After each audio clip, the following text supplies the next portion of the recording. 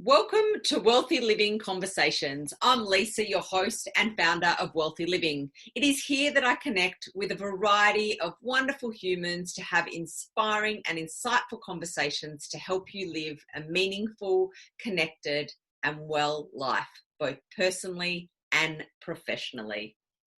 So my guest today lives in the paradise, Byron Bay. So how exciting. I mean, I wish I was in Byron Bay at the moment, but unfortunately we have major border closures at the moment, so we can't get up there. But luckily for her, she lives in the gorgeous Byron Bay, and she's just a lover of slow and messy homemade meals, salty lavender baths, spirited soul circles, almond hot chocolates, dancing in the sunshine, amongst other things. How divine does that sound? I wish that right now that was me, but it's not, and I'm in freezing Melbourne, Victoria. But anyway, I'd love to welcome today Kris Franken. So welcome, Kris. Thank you so much, Lisa. It's so nice to be here. Oh, pleasure. It's so good to finally record this episode with you. So today, Kris and I are going to have a really juicy conversation about self-awareness, one of my favorite topics. If you've listened to any of my episodes, we always end up coming back to the idea of self-awareness and self-knowledge. So today we're actually going to focus on self-awareness, but we're going to do it through talking about intuition, instinct, and insight. So these are three things that Kris has really delved into, and we'll share a lot about the differences of them and then how that we can connect with them, etc. But before I do that, I'd love to formally introduce you. So I'll do that now. So Kris is a spiritual author. She's a speaker and a mentor with a bachelor's degree in psychology and sociology and 14 years experience as a professional writer. Kris loves to empower others to live the deepest alignment with their truth. Kris is the author of her first book, The Call of Intuition, and a stunning range of oracle cards, as well as Soulful Journals and the Intuitive Playbook. So you've got such incredible background and so much depth in your background, Kris, and it's coming from both, you know, the lived experience as well as solid academic studying, and I'm sure a lot of lifelong studying so far. I don't have and haven't had the opportunity yet to read your new book. I know that it's just coming out. Is that right? In November. So I'm super looking forward to reading that, and hopefully in this conversation we'll get a little bit of a snippet into maybe some of the content within that book as well. But what I have had the opportunity to do is experience your beautiful cards. Now, these are some of the cards. She's got the Soul cards, conversations, which I absolutely love, and I'm going to put her on the spot with one of these in a second. She's got daily affirmations, and she's also got a soulful abundance cards, and she's got a few others as well, but they're the ones that I've had the pleasure of owning and going through. So what I'd love to do, Kris, is put you on the spot a little bit. Okay. And I would love to draw one of your soul to soul cards. So for those that might be listening on audio, I am just currently shuffling the deck, and I'm going to pull out a card, and we're going to start today's conversation with these conversation cards that she's created. So I'm going to pull one of them randomly. Okay. What is your most treasured memory? Take yourself back to that moment in time and describe it in detail. Wow. I just have to pick one. Okay. Well, there are a lot. But I was just thinking, the other day, I'm just about to celebrate 20 years with my husband. And it's quite a milestone, and I feel quite emotional about it, actually. And I was just talking to him the other day. We were reliving, like, when we first met, we were dating other people, and I'd never met someone who I'd felt so comfortable with. immediately because there was no pressure and it was just meeting three friends at a party. I just remember that night actually really clearly of meeting him and thinking I'd met a really great friend because we had so much in common. But I had no idea that about 6 months later we'd be dating when we had broken up from the people we were dating at the time. So I just, and also at the time I was wearing my hair curly a lot, and I've gone through like really big stages where I just straighten it all the time. And now I'm going through a phase of embracing the curls, and that always reminds him of when we first met. So I think that would be one of my most, I mean, I have two kids, so I have so many treasured memories, but at the moment I feel like I'm really celebrating this union, this meeting with my hubby. Oh, beautiful. I love that. And, you know, there's a few things to do with this idea of, you know, self-awareness and the conversation today with intuition and instinct and insight. And I wonder how you could relate some of those maybe to one, out of all of the things that you could have shared today so quickly, and you didn't know what I was going to ask you. And there is literally 56 different cards here. So any of those questions could have come up. And just to give you an idea of a different one, I'll just draw quickly randomly another one. And it says, in what ways does nature soothe your soul? When was the last time you carved out some precious time to soak up good vibes outside? So they're all extremely different. Some of them are about soul's calling. Some of them, they're just all so different. And so you had no idea what I was going to ask you. And the question that came up would be mind-boggling for most people of how many possible treasured moments they could recall on. Now, you came up with one pretty quickly. So I'm wondering, did you draw on just intuition? How did you come up with that so quick? I don't know. I think it's the curly hair because that's been a big topic of conversation. So it's been the intuition draws on your subconscious mind, and that's where all your short to long-term memories are stored. So I think when you're thinking intuitively, when you live intuitively and when you live in the flow, you know, I'm not saying that you always have an answer for everything. It's good to consider things. It's good to take your time. I guess being on a podcast, I didn't want to think about it for too long, like I could at a dinner party maybe, but it was the first thing that came up, I suppose, because it's the closest to my conscious mind at the moment in terms of treasured memories, but also because, you know, at the time, I've got to be honest, Mark was definitely an intuitive choice for a boyfriend. He was not the kind of guy that I had previously dated. So I was rebelling against my own way of being. I was rebelling against a lot of my friends because a lot of my friends didn't understand why I was dating a guy who was really, I don't know, he appeared to them quite serious. He's 9 years older than me. He didn't fit in the box of what everyone, I guess, expected of me. And so, I mean, being intuitive is being a little bit rebellious, and it's being very much a, how do I feel in this moment kind of an act, and that's living intuitively. So I don't know why I came up with that memory in particular, but it really is a good description of how beneficial and abundant your life is when you act intuitively in a way that makes very little logical sense. I'm not saying he's not a logically good pick, because he is. I didn't know much about him, even though we got to know each other as friends. And now over the years, I've realized that I really did make an excellent choice. Wow, see, your intuition's spot on for you. So what I'd like to do now is maybe before we go further into the conversation of following your intuition and your flow or your gut or all of those different things, let's talk about the differences a little bit, because I think it can get confusing because people say your gut instinct, follow your gut instinct. And then other people go, follow your intuition. Oh, that's really good insight. Oh, you know, that's really insightful. And when someone says to you, that's really insightful, it feels really complimentary. So it's like, oh, I want to follow more of my insight because that's quite complimentary and that sounds really intelligent. So I'm wondering if we can just clarify some of the differences first between intuition, instinct and insight?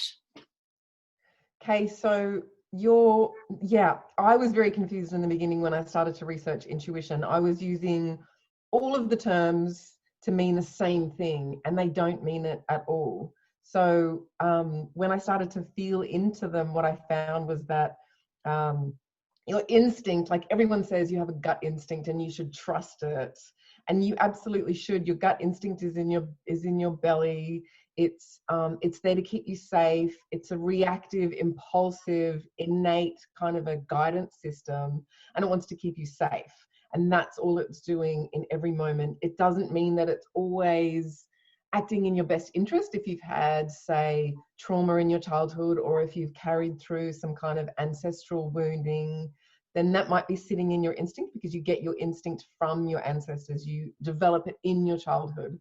So while I believe most of our instinctive drive is bang on, because we feel it in our gut. And as women, we're learning now more and more to trust in our womb center, and as men as well. I think men honor it a lot more without questioning it, whereas women have been taught to question themselves, of course, a lot more. So we're getting to know our womb center, our gut instinct. So that's connected to our unconscious mind, which means there's literally no way to access it. You can heal it.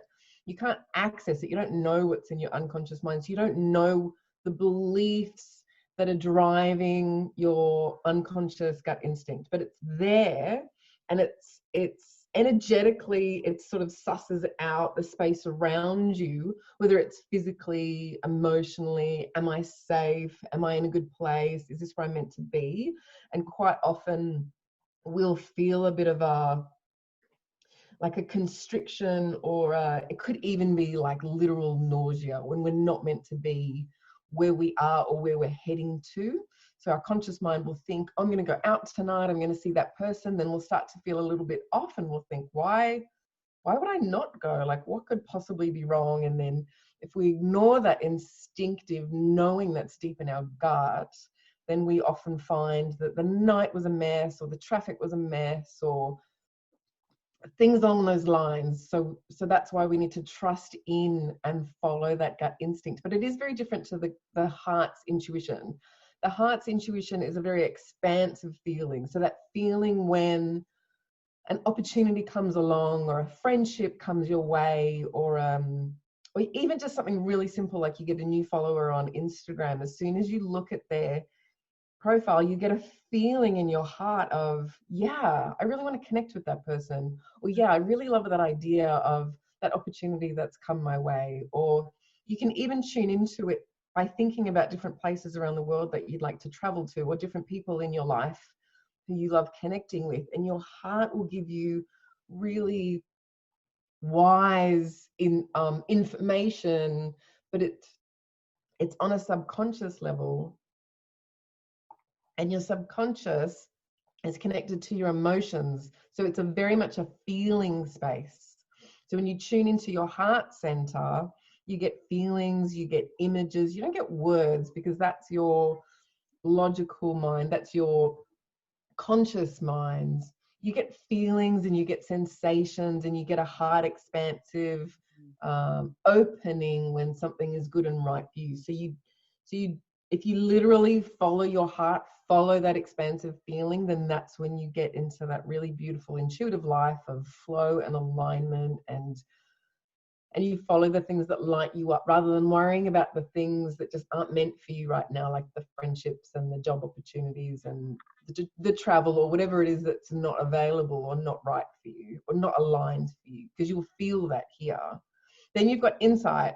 Now, insight is really unique to human beings because it comes from our conscious mind, our neocortex, and an insight is a new piece of information that either comes out of nowhere, or comes from spirit, or comes from something we heard ages ago but we didn't quite register it, but now we're getting it, or we're reading a book, or we're watching a movie or a documentary, we're chatting with a friend, and we get a new idea and it feels really inspired. The reason why it feels inspired is because it's aligning with what you already know. So one piece of information might feel really inspiring to me. It might be a new insight, but it might pass right over someone else because it doesn't match with what they already know. And it doesn't have to fit with what you already know.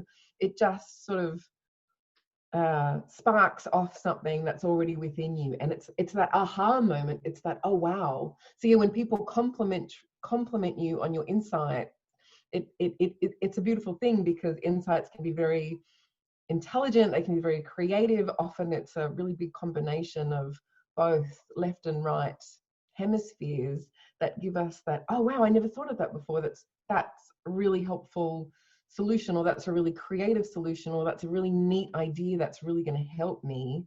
Or even you're just reading a book and going, I never knew that before about whatever. Isn't that fascinating?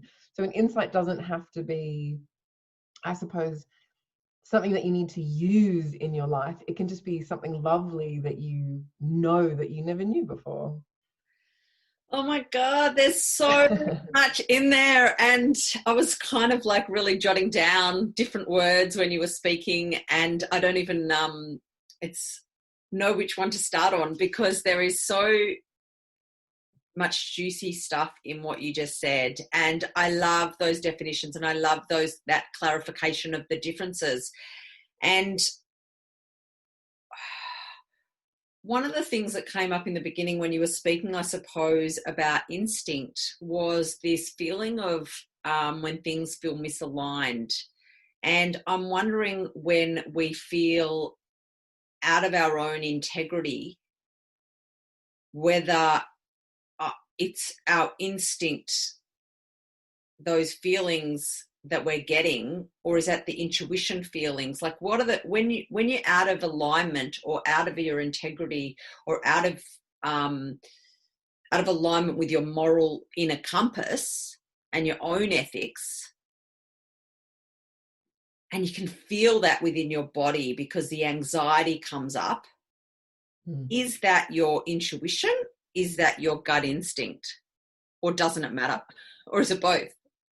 I feel like it's both, and because they all work independently and they all work together, just like the unconscious, subconscious, and conscious minds. They work independently and they also work beautifully together as a team. That's what's going on in our body. I think one of the biggest things about self-awareness is knowing when you're out of integrity with your own beliefs and your morals, and you're allowed to change your beliefs, your values, whenever you want to upgrade them. That's also really important. But to know that feeling, which is mostly instinctual, of, oh, something feels off.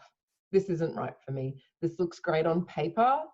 This person, this opportunity, this job, this idea, this looks great on paper, but it just doesn't feel like it's for me.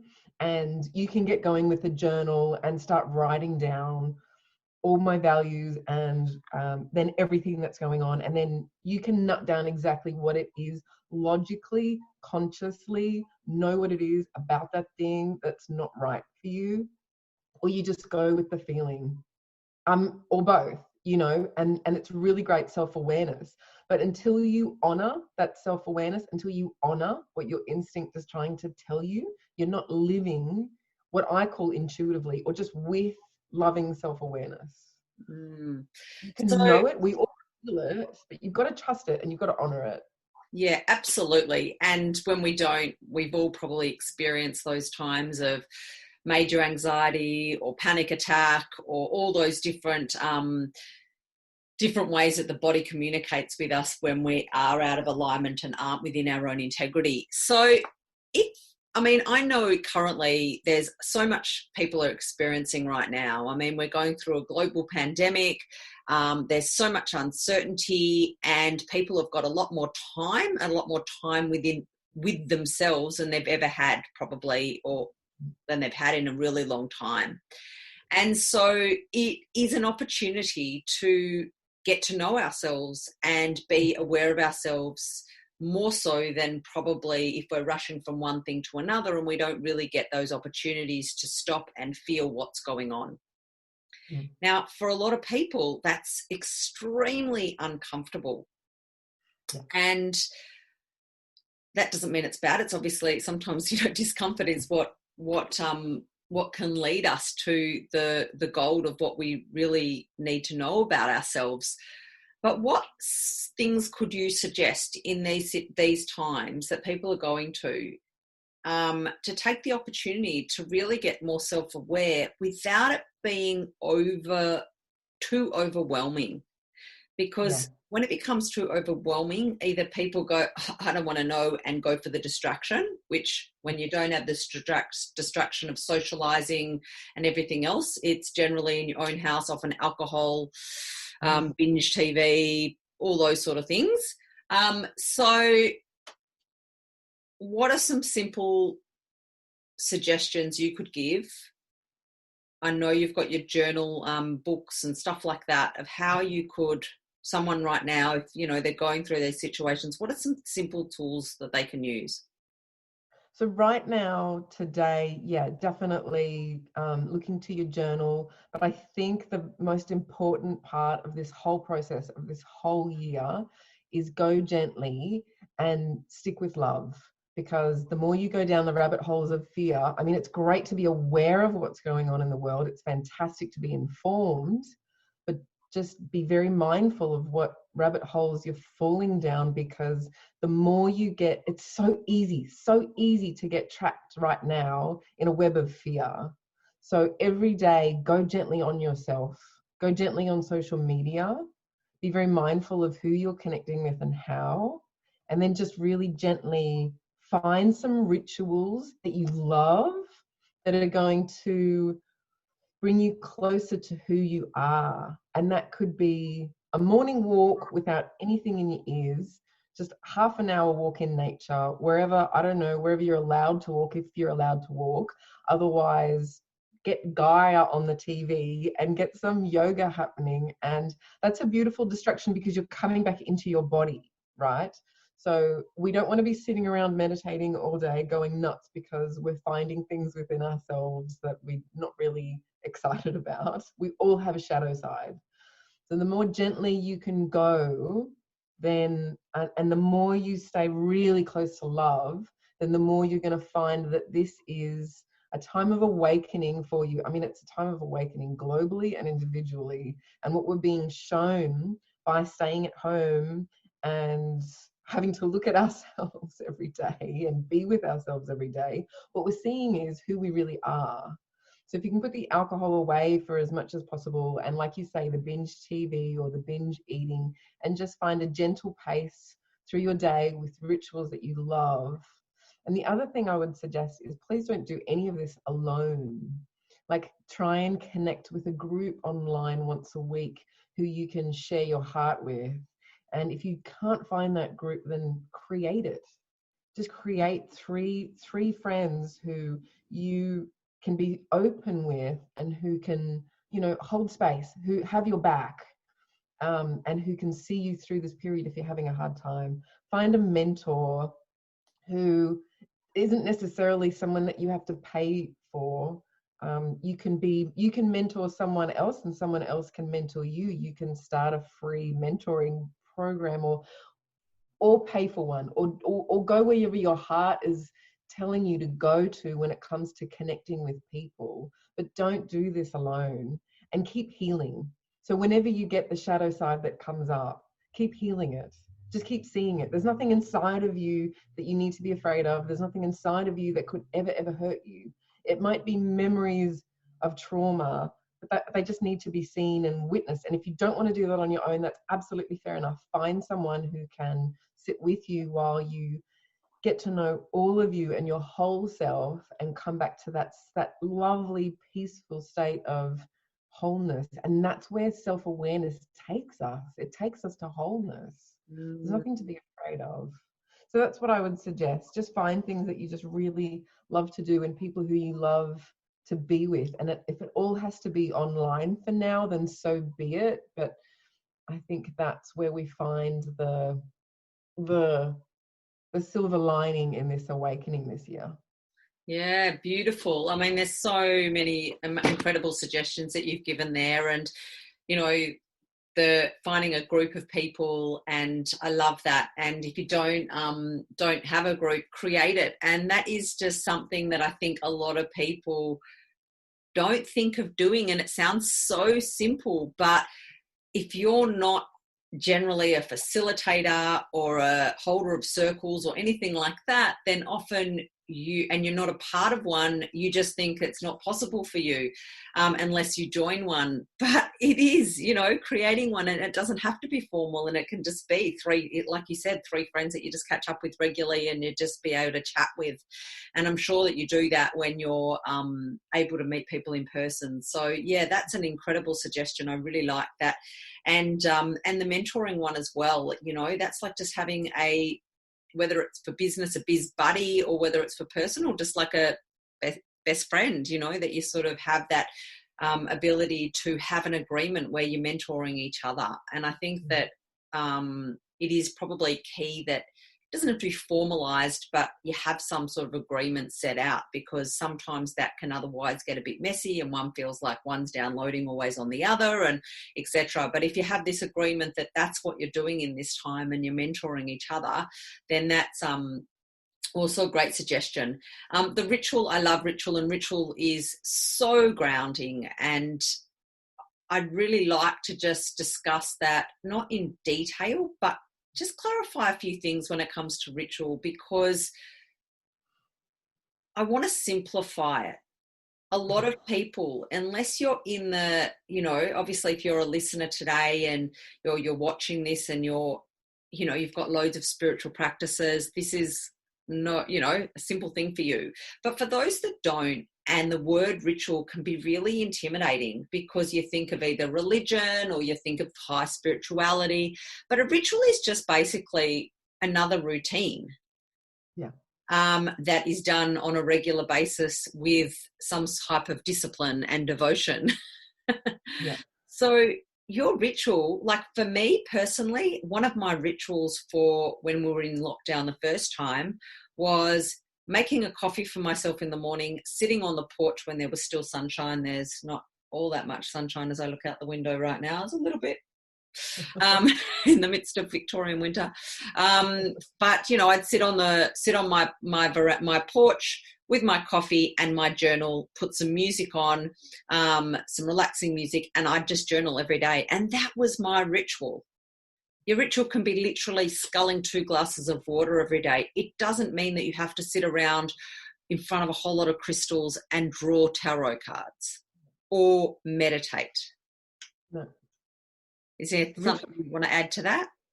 Yeah, exactly. I love that so much, because a ritual is anything that you do that has an intention behind it to feel a certain way. And like you say, it's something that and also people can really recoil at the word discipline as well. But through discipline, we find ourselves, we find freedom, we find what it is that we're longing to feel. So when you wake up in the morning, how do I want to feel today? What do I want to do that brings me closer to that? But usually what we have is some kind of overall intention. Like say at the beginning of lockdown in March, I could see ahead, not because I'm psychic, but because every mum could see ahead. Kids are at home indefinitely. I need to be the teacher. I also need to cook fresh food all day, every day for my small kids and my husband. I also need to keep my business running, and things are falling away in my business and things are coming up, and it's like a really intense period for me. But how do I juggle all this? Okay, I said, so the one thing, it was exactly what you did. I made myself from scratch, because I couldn't go to the cafe. I made myself from scratch the most beautiful cup of warm cacao. And I would sit in the sunniest spot at the back of the house. And sometimes I would have oracle cards, but honestly, it was just it was the cacao. It was the hot chocolate that I made myself. And I would sit in the sun and I would say to the kids, for the next 20 minutes, you can talk to me, of course. I'm not going to be like horrible, but I'm not here to play. I'm not here to teach. I'm not here to instruct. I'm not here to get you snacks. I'm just here for me.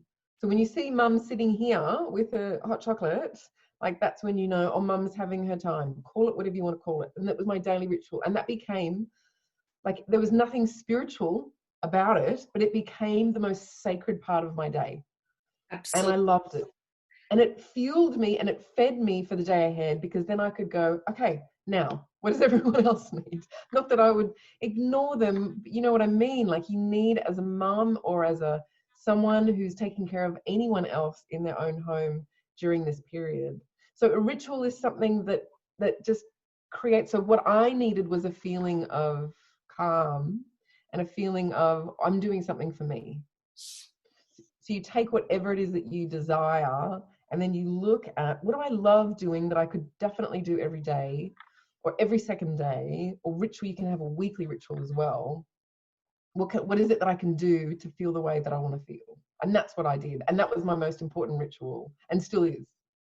Brilliant. And I think that one thing you did say in there, which I didn't say when I was describing ritual, which is extremely important to look at, is the intention. And how we set intentions is really probably one of the biggest pieces of the self-awareness puzzle. And that's the knowing our needs. Because we can't set the intentions unless we're aware of what our needs are. And in order to be aware of our needs, we have to be aware of what our body is saying, what our mind is saying, what our conscious, our subconscious, and all of those things we talked about in the beginning of our intuition, our instinct, and our insight. We have to be able to hear those things, those silent things, in order to know what our needs are.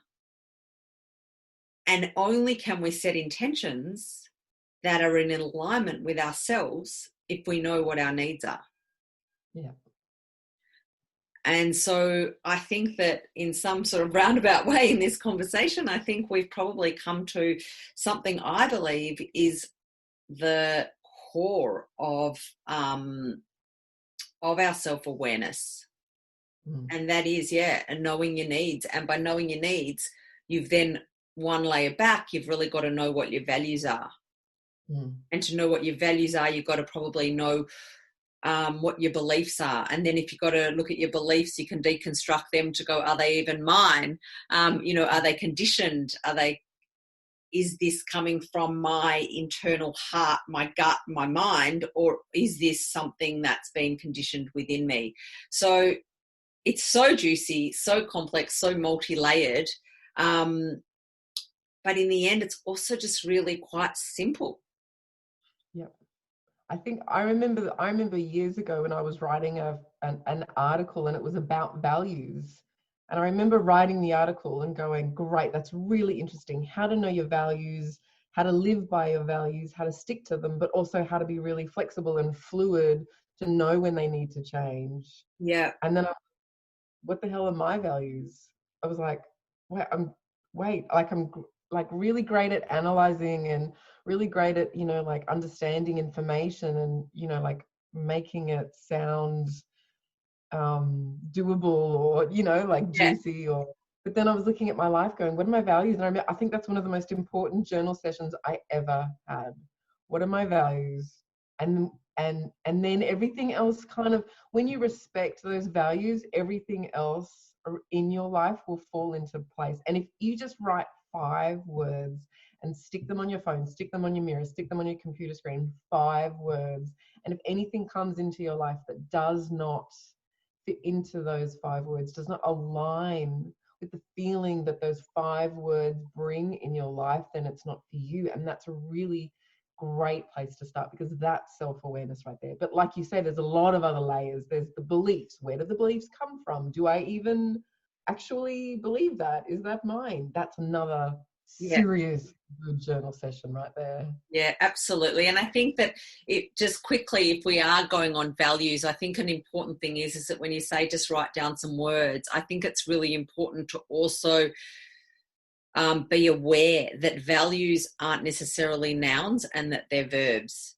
And so it's very easy to write my value is honesty.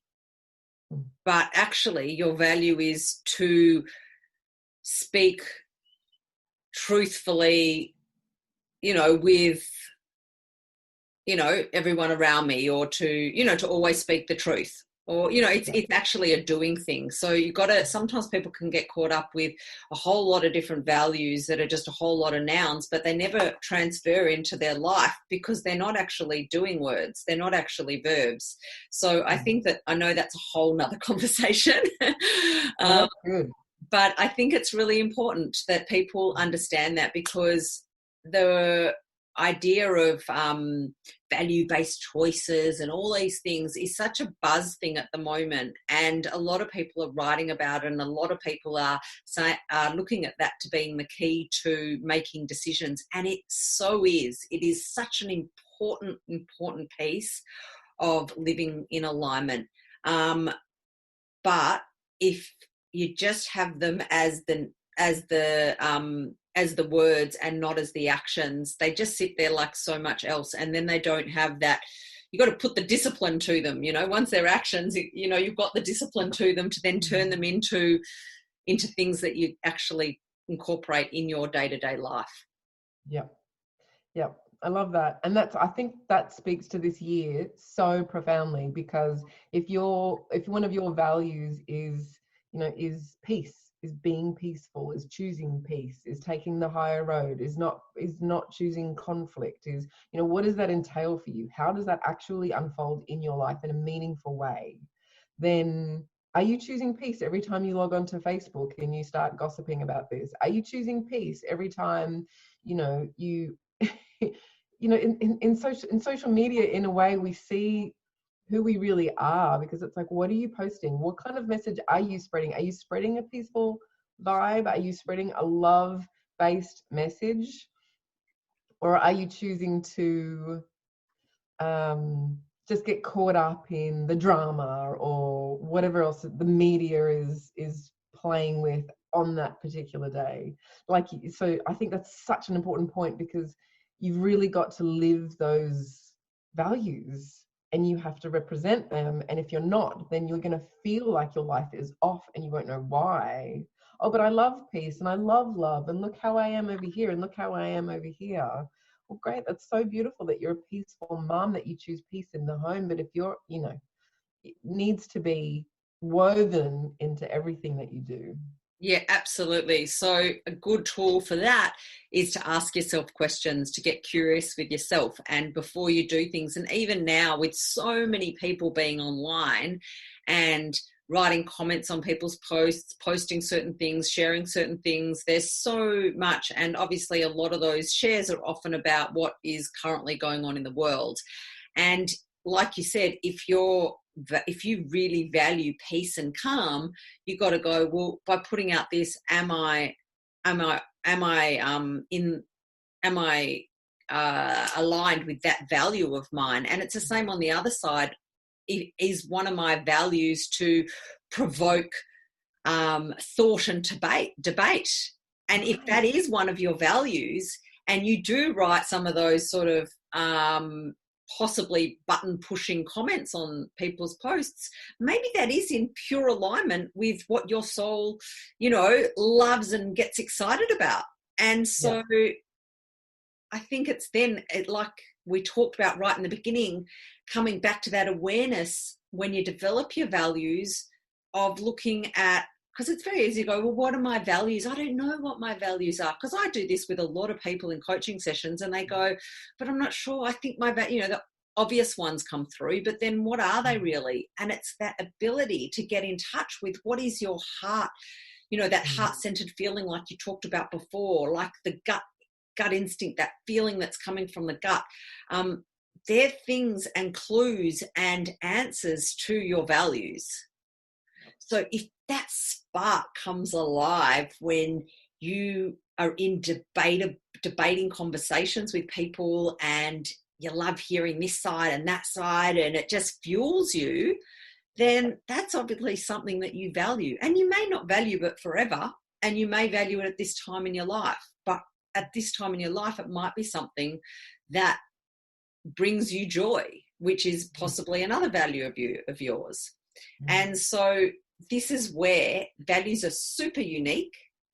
They're not to be judged by anybody else. And you need to get clear and realize that if you're doing things like we said before, like with rituals, with intention, and intention that is in alignment with what's important to you, which are your values. So yeah, I think that those things are really important, and they're not going to be for everyone. You know, some people just want peace and calm and do not want debate, and it makes them feel overwhelmed and anxious, and those clues are within the body. You know, their shoulders start going up and their chest feels constricted. But if when you're doing it, you feel open and elated and your shoulders are down and you've got a smile across your face, they're your clues. Yep. The body will tell you, absolutely. The body will tell you, oh, I'm in the right place at the right time. This is my soul's talent. This is my gift. I can facilitate debate. I'm good with this. I can stay level. This doesn't freak me out at all. Gosh, we all have a different role to play. And you can see that this year. You know, we all have a different role to play in this global awakening. And some people need to be on the front line. You know, some people need to be out there fighting the good fight. Intuitively, we'll know because we have that sense of, like you say, expansion, but also the intuitive voice is always loving, always loving. Mm-hmm. So if you're provoking conversation and you know you're doing it from a place that is fear-based or that is not the kindest of intentions, then you know that's, you know, like your body will know. Your body tells you that's not right. You need to back away and not be so impulsive.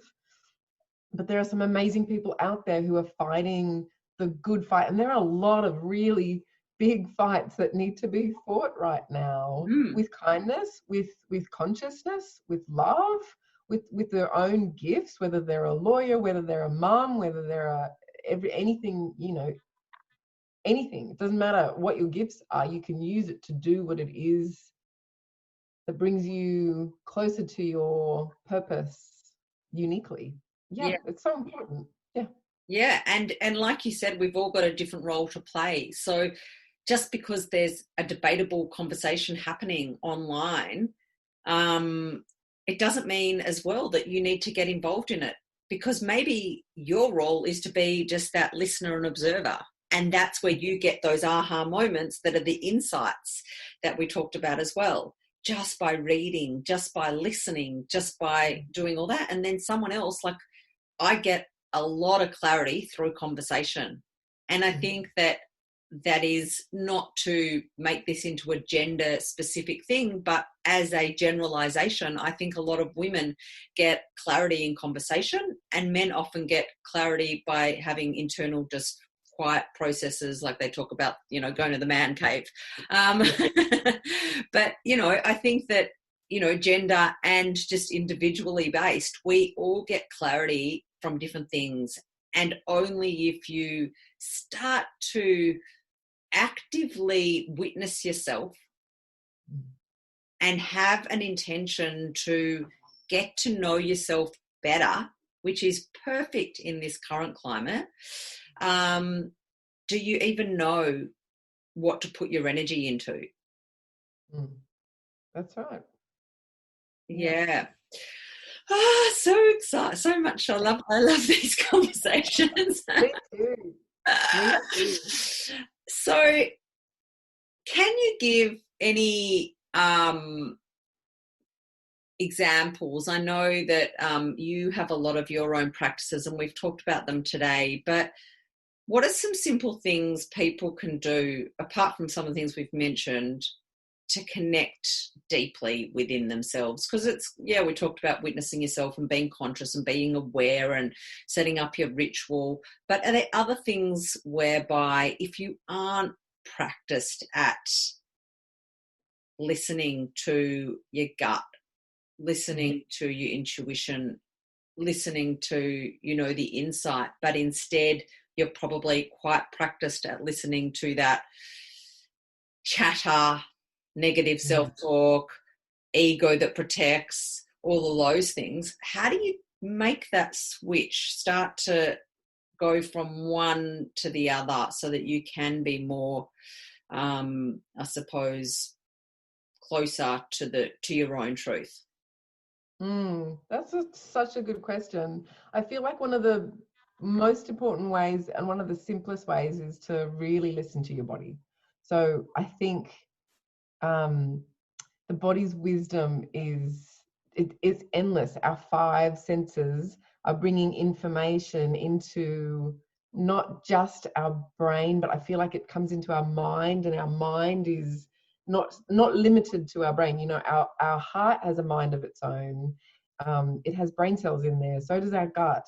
And so when we're bringing in information from our five senses, then when we're mindfully tuning into the information coming through our five senses, then we get to know our body a lot better. And then we get to know what we like and what we don't like. And that sounds like a very selfish place to start, but it's actually crucial for living intuitively, because you need to be able to tune into yourself and say, okay, when a big decision comes along, is this right for me? And instead of getting freaked out, getting excited, because you will know whether it is. So whether it's, you know, whether you pick one thing every day, like especially something that you do on your own. So whether it's eating breakfast, going for a walk, sitting with the dog or the cat on the sofa, just tune in with all of your senses. Is there something that you can smell? I mean, it's very calming as well. Is there something that you can smell? How do my hands actually feel like when I pat my dog, or when I give myself a little body scrub in the shower? Or how does this thing smell when I'm cooking it? Like, then I add the onion, and then I add the capsicum, and then the fragrance is changing. When you are when you're eating, just eat. Like, just eat. Don't ever eat with screens. Eat with people, eat with conversation, but just eat. Just the pleasure of eating a homemade meal is just incredible. And if we're just tuning into it, it's such a beautiful, simple, fun thing to do. But so often, especially if there's any screen around, we won't notice what we're eating. We won't notice how our body is responding to it. We won't notice how we're feeling when we're full, or if we're thirsty, or if we need more, or if we need to stop eating early. So by tuning into your senses every day brings you back into your body, and it brings you back into that sense of awareness. And that's when you can start to feel the more of the energetic response that your body has to your environment and to your world and to your life and to the things that are running through your brain. So coming back into your body slows down your mind, because it's a very unconscious thing. There are no words. There don't have to be any words when you're holding a warm mug of tea. There don't have to be any words. Just feel it. Just feel it and taste it and be in that moment. That's also such a beautiful way to be mindful in your life. It's such a beautiful way to tune into your environment and to find gratitude. So being in touch with your five physical senses is something that anyone can do right in this moment. They can make a ritual out of it if you're forgetting to do it. If you don't want to make a ritual, like, just start with the shower. Just start with the shower. Just do the shower every day. Just be in the shower when you're in the shower. Just be there. Just notice your body and how gorgeous it is and how it changes every day. Don't judge it. Don't judge it for a second. Just be with it. Nourish it. You know, play with your hair. Just have fun in the shower and just get into your five senses, because that's where the information lies. Your body is bringing in information even when you sleep. It's listening even when you sleep to your environment. It's looking after you. It is you. So that would be one way I would really recommend, is to just it's sensual living. Yeah. And as women, we forget. Yeah, I love that. And shower. Oh my gosh. Shower is my happy place. I shouldn't say that on a podcast when we have droughts and stuff like that. But I tell you what, shower is certainly my place I get the biggest downloads. There's been times in my life where I've laminated a piece of paper and stuck it in the shower with one of those, texter things, markers, because I get so much clarity in the shower. And I think that I've heard so many other people say similar things, and I think it's because we are fully relaxed in that space. And it's just evidence that when you're in a relaxed, warm, comfortable place, you get a lot of clarity. And so if you can create, often it's not the external environment, but the feeling that it creates for us. So if I had to look at, all right, so if I get that in the shower, what is the shower? What feeling is it creating within me? And how can I create that feeling in different things that I do in order to be able to get clarity when I'm not in the shower as well? The awesome thing about the shower is that when we're standing up, our neocortex is activated more. And when we're relaxed, it's when we're allowing insights to come through. There's a lot of research as to why people get insights in the shower. I love it so much because it happens to me as well. So when you're getting in your body, you don't go in the shower to think through a problem. You go into the shower to get yourself refreshed and ready for the day ahead, or to clean yourself off from the day that was, or whatever. And when you're standing up, so it's like when you go for a walk through the bush, you're walking, which is like what do they call it? It's like a bilateral movement. So it gets things really flowing. Then you've got the distraction of nature. And as long as you're not listening to like a podcast or anything crazy in your ears, especially if your ears are free, then you can get a download because you're standing up. So when we sit down at our desks, this is when we activate the limbic brain. Although they say the best place to activate the limbic brain is, like if you're doing cat and cow on all fours in yoga, that can really activate it, and that's connected to your intuitive heart. But as for insights, when you're standing up, when you're relaxed, when you're happy, and when you are mildly distracted or in your body or in nature, that's when insights flow. So if you ever have a problem, you can just try and switch off and go have a shower or go for a walk in nature. But what we do is we sit down at our computers and we try and force the insight or the solution or the idea to come through. But it's really actually physically hard for our bodies to do that while we're sitting down. And it's when you get up to make a tea and you're standing there at the kettle and you're thinking about something else, what to make for dinner, and you go, oh my God, I've got it. Now I know what to do. That's why. Right? So you're doing something physical, you're tuning out, you're not worrying about the problem. And that's when things flow through. So I loved researching that for the book as well, because I was like, why are we always, it's not in the bath. It's never in the bath. It's always in the shower. And I need to do what you do and laminate some paper because, oh my God, I don't have pen and paper anywhere near me. And I come out flailing with a towel. Yeah. And you always say, oh, it's so clear. I'm definitely going to remember it. No. And occasionally what I've also done is if my phone happens to be sitting in the bathroom, I'll quickly just come out of the shower for 2 seconds and I'll hit the video record button so that I can then talk to it. But I don't get the same clarity when I voice it unless I'm in a conversation. But if I'm voicing it to myself, then when it's actually a conversation within my head, I don't know what the science of that is, but yeah, that's that's really interesting. No, I love all that science, and that sort of conflicts a little bit to that meditation, because a lot of people do meditation lying down or sitting rather than standing. A lot of people lie down during meditation and then they say, well, it was a guided meditation. Why did I tune out? And it's like, well, that's when your reptilian brain is active, and that's when you're more likely, if your instinct is quite healthy, that's when you'll go into that rest and digest mode. And it's a great, if you need to meditate lying down, go ahead. But if you're sitting upright, that's when you can obviously receive, and I have many times, sitting upright in meditation, that's when I've received a lot. But if the spine is straight and upright, then, but it's the second that you start slumping over in meditation and curling your back, that's when you lose that kind of access point to the, as Liz Gilbert calls it, the muse that flies around, or the just spirit, or just the energy of, the matrix that we're all connected to. Everything that we need to know is out there.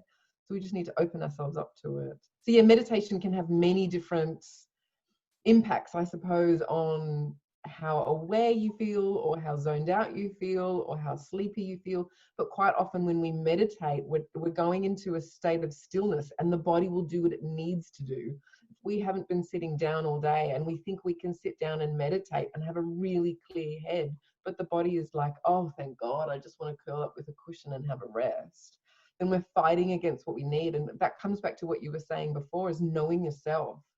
Knowing, like for me, I know myself, and I know if I can get up at 5 or 5:30 in the morning to meditate, I'm going to have the most amazing crystal clear meditation. I don't know what it's going to look like. I don't know what I'm going to get from it, but I know that that's my time, because everything is still and everything is dark. And if I've had a good rest, then I'm crystal clear and ready to go. But if I think that at 3 o'clock in the afternoon, I can sit down and meditate on the couch for the first time that day and get super clear clarity, that's definitely not always the case, because I know my body and I know what it needs at 3 o'clock in the afternoon. It's usually chocolate, not meditation. Or a nap. Or a nap, or just like it really curling up with a blanket just for 10 minutes. And isn't that the beauty of most of how many people are now working from home, is that you get to not only know yourself, but you get to know your own rhythm of the day. How does your work day like unfold when you're living intuitively, when you're listening to your body and what your body needs?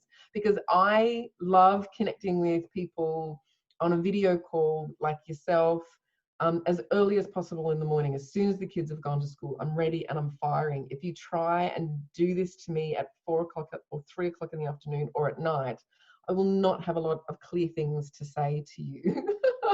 But I know that my work happens best right after lunch. So I have my lunch early, I make a cup of tea, I sit down, and that's when my brain just wants a Word document or a whatever I'm working on. Yep. So I know, because I've been a freelancer and worked from home for so many years now, I know my own rhythm. Yeah, and that's brilliant. And I think that what's interesting about that is that we're in second lockdown at the moment, and we you guys aren't yet, but we, had a first lockdown, and then we had some space, and then now we're in the second lockdown. And I think in the first lockdown, it was a real transition and adjustment for people that don't usually work at home. And so finding their rhythm, they might have started to find a certain rhythm or things that they, felt like a nap or felt like this, but they weren't able to actually execute that in a way that felt comfortable or guilt-free. So there was a big difference between knowing what felt good and giving yourself permission to do that.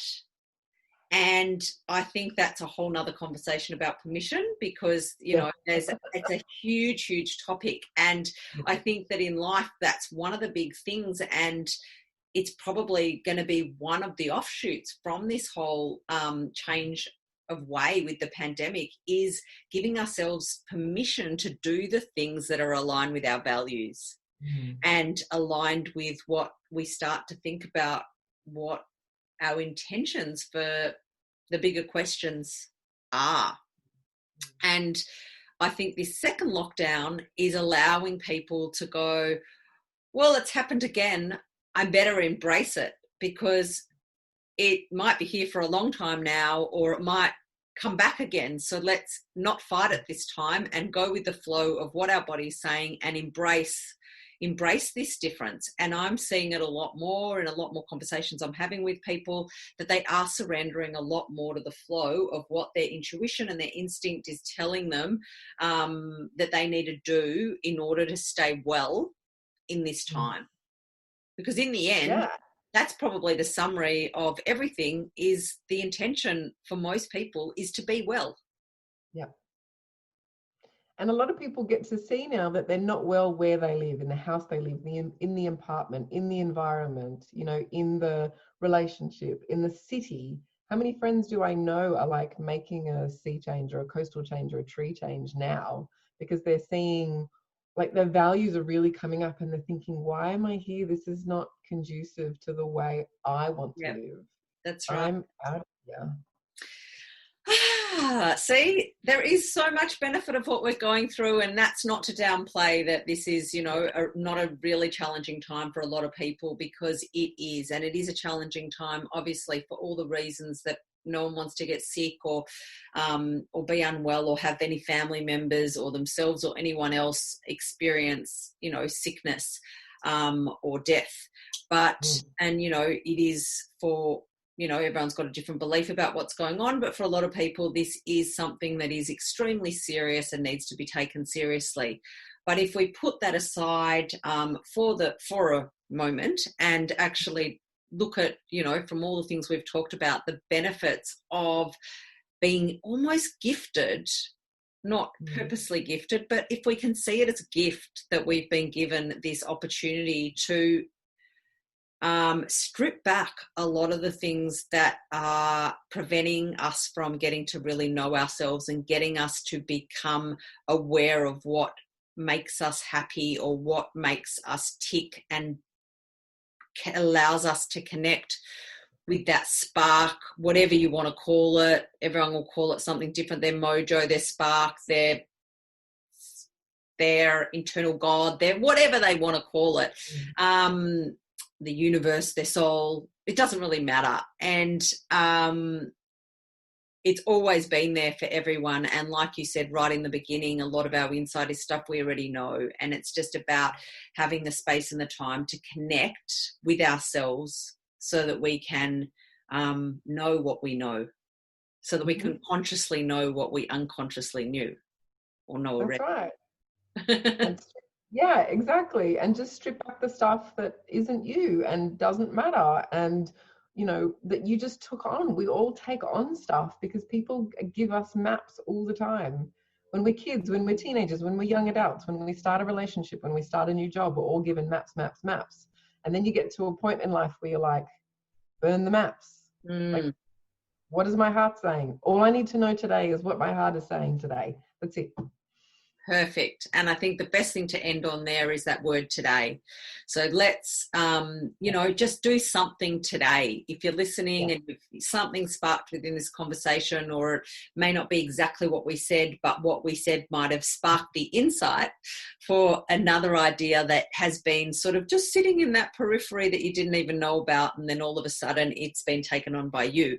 So, just start today. Do something small that contributes to you living closer to what is in alignment with yourself, and giving yourself permission to do that. And I think that if we can just make those decisions day by day, because the future just seems so unknown at the moment, so you don't have to know far and have these long goals at the moment. Just what is my goal today? And I think that a good way to finish that is maybe getting your affirmations pack, and let's draw an affirmations card for what maybe someone can have as their affirmation of the day. Yay. Okay, so I'm just shuffling and I'm going to draw an affirmation, and I don't know, it'll probably come upside down on the screen there, so I'll turn it around and read it. I enjoy looking after this precious earth and taking care of my surroundings. Beautiful. And of that, the surroundings are not necessarily, all of the earth and the environment, but also your environment and surroundings of how are you setting up your living room, how are you setting up your office, how, at the moment your surroundings are generally your home. And so create the surroundings that make you feel good. Beautiful. Ooh. Yay.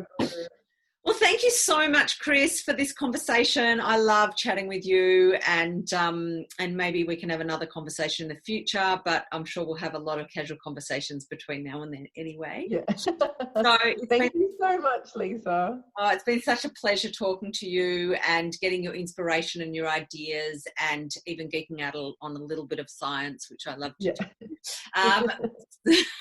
So if you have listened today, Kris and I would love to know what your biggest insights are, your takeaways from today's conversations. Just leave a comment, let us know. It doesn't matter whether you're listening on iTunes, on Spotify, on just online, or on whatever podcast app you're listening on, or YouTube. Just leave a comment, let us know. Even if it's a share that you found this on social media, leave a comment on social media for us as well. We'd love feedback for what today has given you, if anything, and maybe some of your own ideas that you can contribute to the conversation as well. So if you'd like more information about Kris, or get your hands on one of these awesome packs that she has, or her be on maybe can't even speak, can I? On a mailing list for your new information about the launch of your new book, how can they find you? I'm on krisfranken.com, KRIS, franken.com. Easy to find. It's all there. Awesome. And there's a link to be able to get information and sign up, I'm sure.